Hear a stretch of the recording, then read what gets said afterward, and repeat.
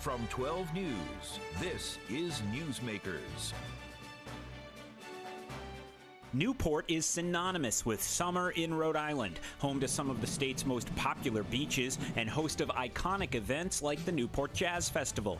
But it's also a time when the city can feel full to bursting as the population quadruples to roughly 100,000 people, putting more pressure on a limited housing stock. How can the city by the sea prepare for its next 400 years? We ask our guest this week on Newsmakers, Newport Mayor Xay Khamsyvoravong. Welcome to Newsmakers. I'm Ted Nesi, filling in for Tim White, who is off this week. Later on in the show, 12 News anchor Kim Kalunian's one-on-one interview with Rhode Island DOT Director Peter Alviti with the latest on the Washington Bridge rebuild. But first, I'm pleased to be joined by my guest on the first half, Newport Mayor Xay Khamsyvoravong. Xay, thanks for being here. Thank you for having me on. So let's start off. I want to talk about housing first. There's a lot we could talk about, but I have heard over and over from especially the folks from Newport I talked to at the State House, so much concern about short-term rentals, Airbnb, things like that in the city.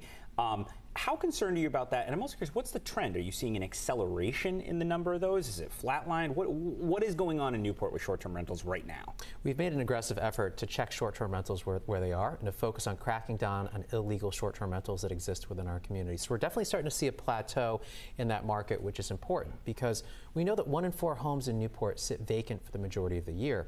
This while we have residents who badly need housing in order to continue working and living in our community. So this has been a primary focus for our city council, for our city administration, and we're very focused on trying to get this issue under control. You know, for the past 20 years, Newport added a net single unit of housing per year. So one. Okay. In the past 18 months, we've put 300 in the pipeline, so we're making progress. But the problem is when you have a limited and not growing stock of housing and you start to lose some of that to things like short-term rentals, it impacts the available housing for residents that need it. It has impact on our community character, and we need to focus on getting it under control. I'm curious, there's been a big statewide conversation going on about housing growth. There seems to be more and more of a consensus about how much supply has to be a big part of the answer, a lot more construction statewide. But sometimes I will hear from people on Aquidneck Island, particularly about Newport, who say they're not convinced that Newport can sustain a lot more housing density because it is obviously a pretty tight geographic area. What's your view on how much housing growth is possible and doable for Newport? Well, we've undertaken a study right now looking at what capacity we have and what our needs actually are that we can manage with the existing land area that we have. 90% of our community is built out. So when we start thinking about housing, it really is through the lens of redevelopment. And we have to think about where are those places where our community can sustain additional housing from a utilities perspective, but also from the perspective of community character. Part of what we're selling down in Newport is that community character you feel when you come into a colonial neighborhood, where you go out and visit areas on the southern end of the island where you have those larger estates. So we need to be thinking about how we build housing within that footprint that continues to build on the existing character of our communities, but that doesn't overly tax the available utilities and resources we have. We're confident that we can add more housing into our community that's going to maintain that, but it's a very careful balance that we spend a lot of time carefully looking at. That's one of the reasons why, in our most recent budget, we've appointed a specific position to focus on housing within our planning department. We want to make sure we get this right, and we need to move quickly to ensure that our residents get the relief that they need right now. So former Newport Daily News managing editor Scott Barrett, a friend of mine, recently pointed out another luxury hotel has been proposed in the city, this one on Bellevue Avenue, and I'd say a pretty prominent spot over near the Tennis Hall of Fame.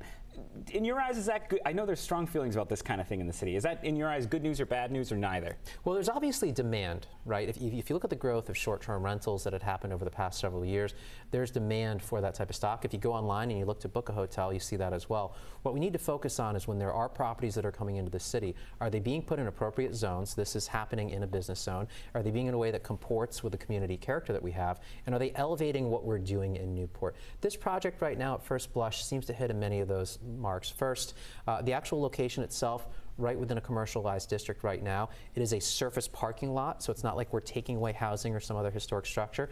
Second, the design seems to match what actually was there originally. You know, there was a structure there that was torn down to build a parking lot and a shopping plaza. This is just so people can picture it. You tell me if I'm wrong. I think it's the big parking lot across from the Tennis Hall of Fame. I think there might be a CVS in that plaza, among other things. That's right. That would become the hotel. That's correct. Yeah. That's correct. Are you worried about the loss of parking? No, because the project actually incorporates parking underground as well. That's what we need to move towards. I think surface lots are the lowest possible use of property. And so we need to start thinking about how we use areas that are surface lots for structures that are going to be more productive for our community.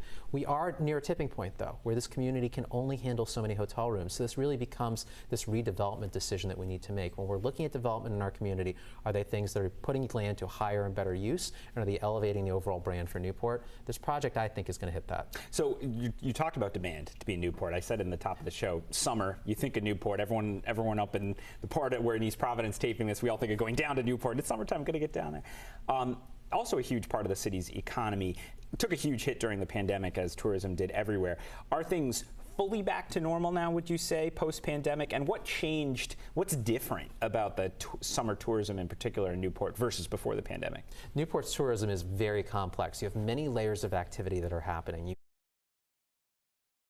The Newport Bermuda race about a week and a half, 2 weeks ago. We just had the U.S. Senior Open. We have the Tennis Hall of Fame Championship, the Jazz Festival, the Folk Festival. These are the big events you typically think of. And then you have your traditional travelers who maybe came down because of one of those experiences, fell in love with our community, fell in love with their favorite bartender or that tour guide that really has that personal touch, and they come back every single year, and there's that repeat tourism. On top of that weekend tourism, you have a Monday through Thursday very robust level of tourism from people who are coming in either for culturally different tourism, they want to really soak in some of these experiences, or they're coming in for gatherings where the convener is looking to elevate thought, to get people inspired and focused. So these are small corporate retreats, these are nonprofit gatherings that are important to really elevating the level of thought that these organizations are producing. That's probably been the biggest development, but we are back better than ever. I've talked to many of our local businesses. Their revenues are up year over year. Looking at the tax receipts, right, we're looking at an increase of between 2 and 3% already this year. And given all the rain we had last year and given how great the weather's been so far this year, I think this is going to be a blockbuster season for the city of Newport. So I want to ask you about the debate over the new Rogers High School. Savannah Dunning, who does a nice job down at the Newport Daily News, had a story this week about strings attached to funding that the city council, is putting in place. My sense from chatting with some people preparing for this show is there's some question, is the council truly committed to this project with the new high school? What would you say to that, to residents? This council is 100% committed to not only this high school, but to the kids in our public schools. We have to focus a lot on what's actually happening inside the schools itself. I've made focusing on what our community can do to support education a top priority. What we're seeing with this building right now is project overruns that are concerning. And this project is 50% over budget. If you were to do this project today, if you were to go out, do a bid to build this project as it currently runs is 25% higher than it would be if you were to start this project You're a today. numbers guy. Switch from percents to dollar amounts. What was budgeted and where is the budget for it now? $98.5 million budgeted. Right now we're looking at just about $144 million. And do you think that's a final number, or are you concerned it will keep going up? Nope, I think it's going to keep going up. What we're trying to do here is put in some checks and balances. So I think if you have a project that's run 50% over budget, that the contractor on that budget needs to be the first person to put the skin on the game. So to the extent that they have contingencies in their contracts that can get put towards the project, before another public dollar goes in, we want to see those contingencies put on the table. Is it, I mean, you know, I cover all sorts of construction projects all over the region.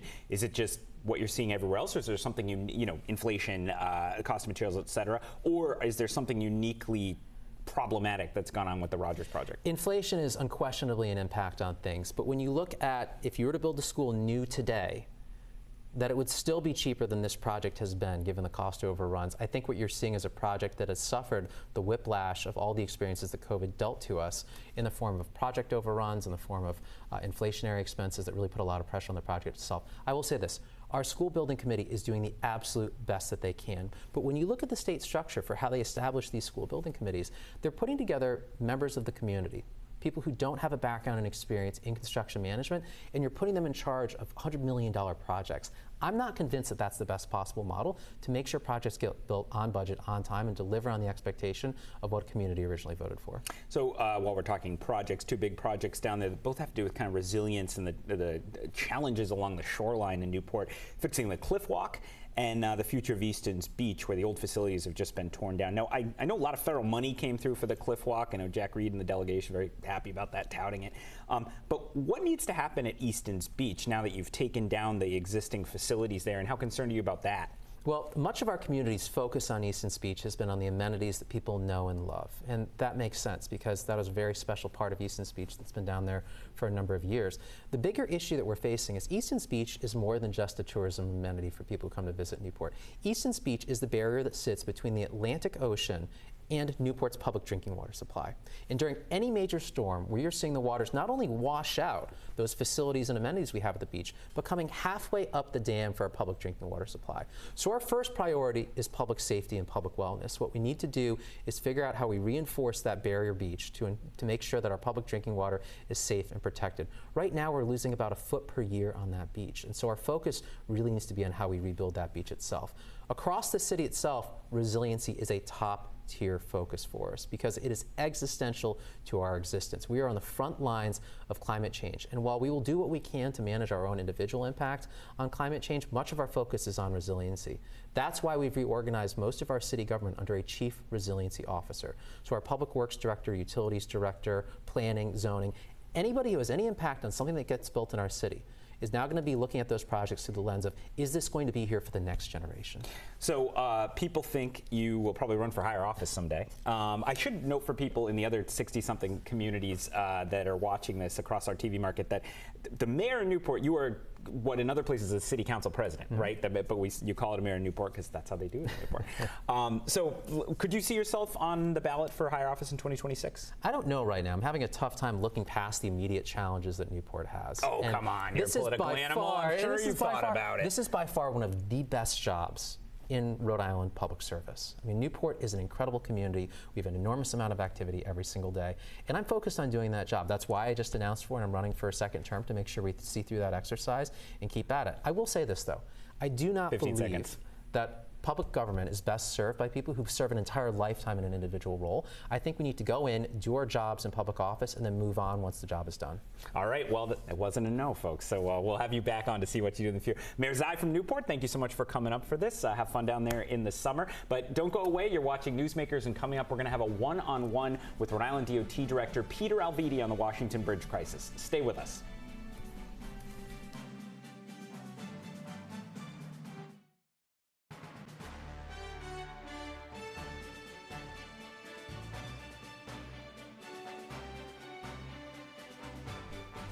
Welcome back to Newsmakers. I'm Ted Nesi. Well, a winning bid has been selected to demolish the closed westbound Washington Bridge, and it won't be cheap. The contract coming in 57% higher than expected if the company achieves all its incentives. That's one of the topics 12 News anchor Kim Kalunian covered with DOT Director Peter Alviti when he joined her in studio Tuesday for an interview on 12 News at 4. Here's some of that conversation. So let's talk about the Washington Bridge some more. Yes. The contract that was awarded just last week, we've talked about how the cost of this project wouldn't really be known until these contracts were awarded. We did, yes. But were you surprised that the bids for the demolition of the bridge were 50% higher than what the state had estimated it would cost?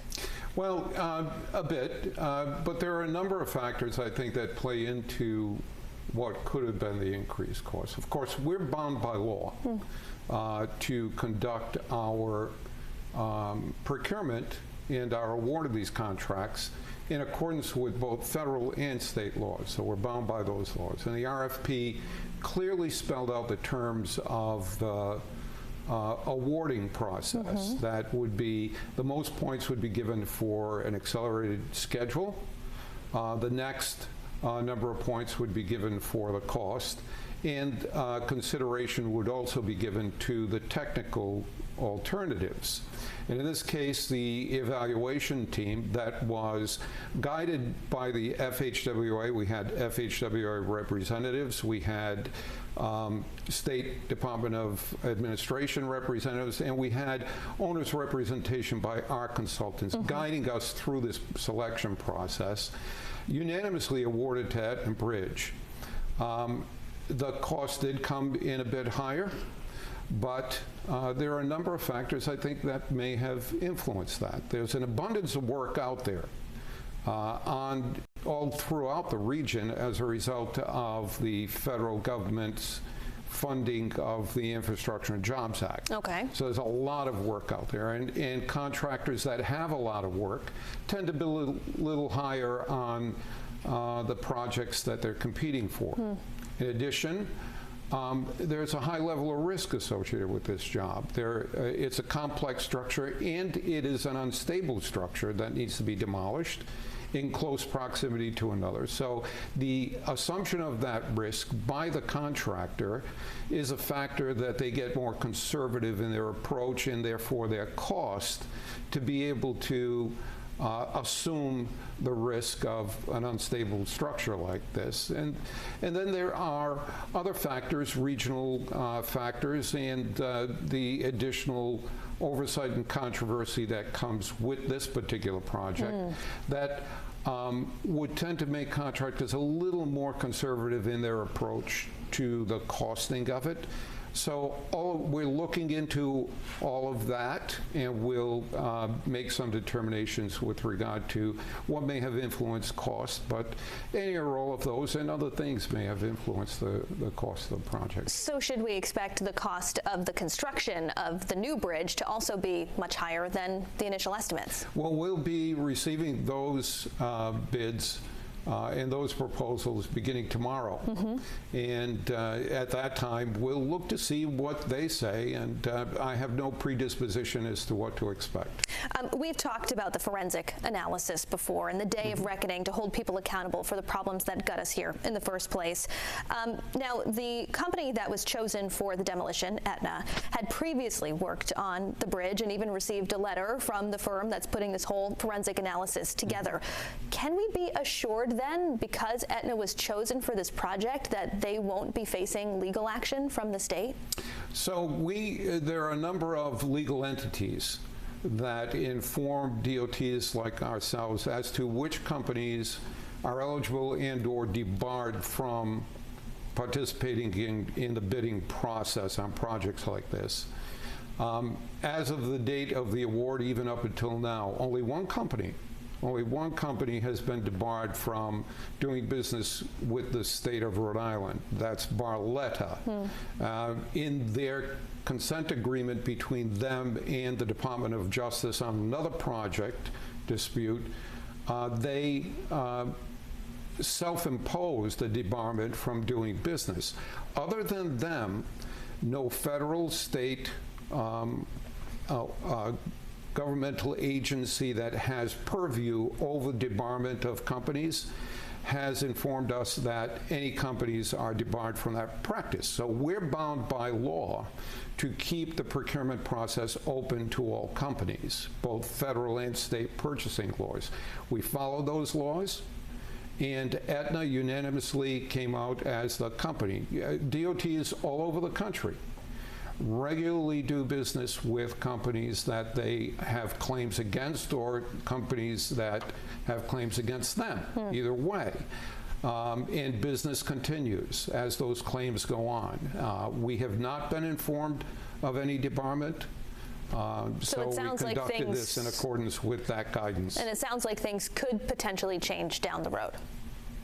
That if they change, they change down the road. I'm not going to speculate right now as to what the outcomes of that is. Well, we'll let that play out and happen as it happens. Max Wistow, one of the lawyers on this forensic team, told the Providence Journal last week that he hopes this forensic analysis is going to be done within a month, but that doesn't mean that it's going to be released to the public. Do you think and hope that the findings will be made public to the taxpayers of Rhode Island?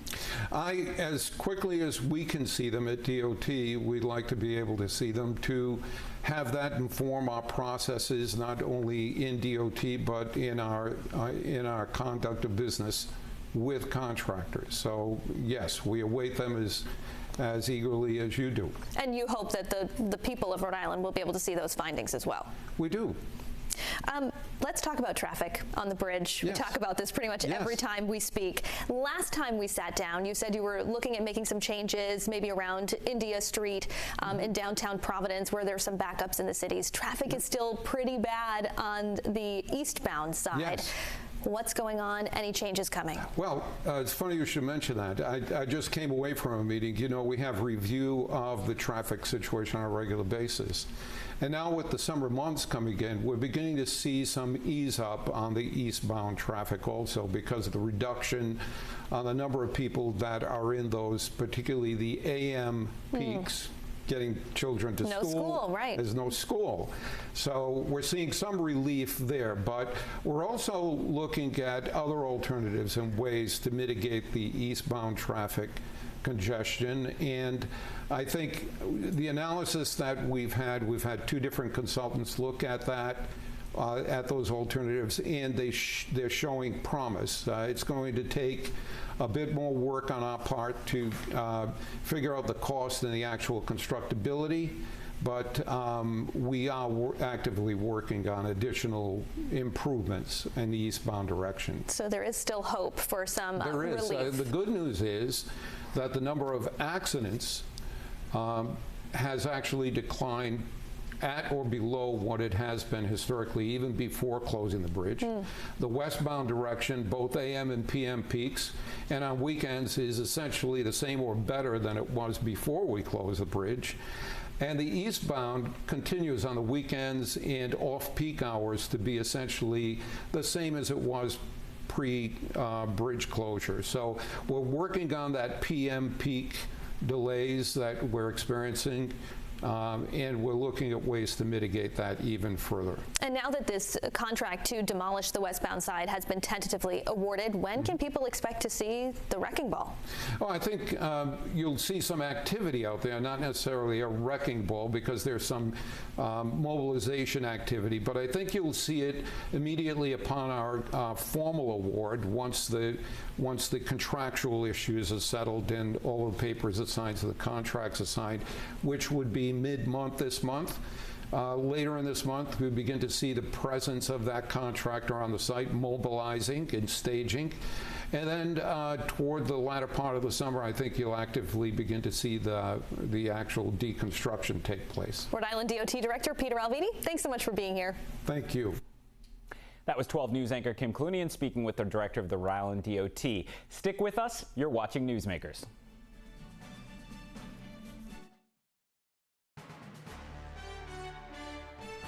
Welcome back to Newsmakers. I'm Ted Nesi. Rhode Island U.S. Senator Sheldon Whitehouse was a key player in this week's debate over whether President Biden should step aside after this headline-grabbing interview with 12 News. To be clear, I expressed horror about both individuals. There are people who are very legitimately frightened about what Donald Trump means for America's future. I think those fears were worsened significantly with this captured Supreme Court's presidential immunity decision yesterday. That was actually Whitehouse's second interview with reporters this week about his comments. You can find all that on WPRI.com. We'll see you next week on Newsmakers.